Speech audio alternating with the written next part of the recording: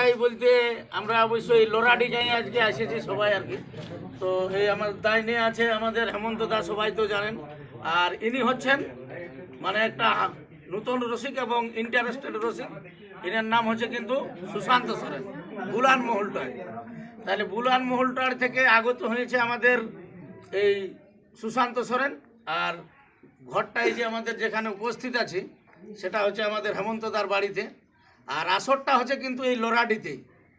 তো লোরাডিতেই আসর হচ্ছে, মানে ডেটটা হচ্ছে ফাগুনের 28 দিনে 12ই মার্চ হচ্ছে মঙ্গলবার পড়ছে। তো এই বড়াবাজার থানার লোরাডি গ্রামে আসরটা হবে আর কি, কাড়া লড়াইটা। তো সেই বিষয়ে আজকে আধার কার্ড এবং আজকেই জোড়াটা কনফার্ম হয়ে যাচ্ছে। তো সেই বিষয়ে আমি আরও জিজ্ঞাসা করে নিয়েছি। তো প্রথমে বলবো যে আধার কার্ডটা আর কি সুশান্তবাবুকে এই আমাদের হেমন্তদার হাতে তুলে দেওয়ার জন্য অনুরোধ করছি।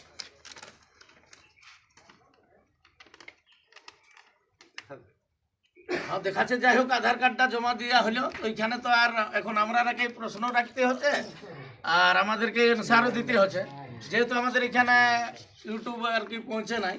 তো হেমন্তদাকে বলবো যে এই এই যে আপনার আসর হচ্ছে 28শে ফাল্গুন, তো সেই দিন এই একটা কাড়াই থাকছে না কটা কাড়া থাকছে? কাড়া আপাতত দুটো থাকবে।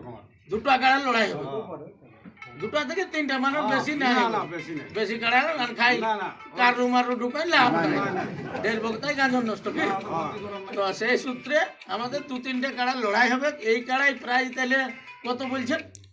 আমি 1 নম্বর কাড়াই দেবো 51,000 টাকা। আচ্ছা, 1 নম্বর কাড়াই 51,000 টাকা। খুঁটাই বেঁধে 15,000 টাকা দিব দাদাকে। আচ্ছা, মানে ওটা খুঁটাই বাঁধলে আনলেই যদি ওনার কাড়া হার মানে তাইলে 15,000 দিয়ে হবে।